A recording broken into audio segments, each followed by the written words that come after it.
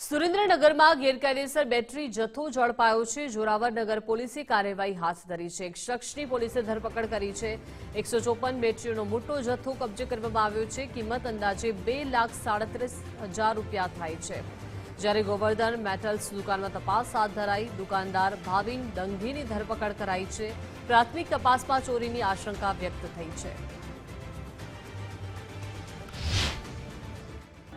Joravarnagar police station વિસ્તારમાં આવેલ Govardhan metals નામની સ્ક્રેપની દુકાનમાંથી પોલીસ દ્વારા તપાસ કરતા કુલ 154 બેટરીઓ કે જેની કિંમત 2,37,534 છે જે મળી આવેલ હતી।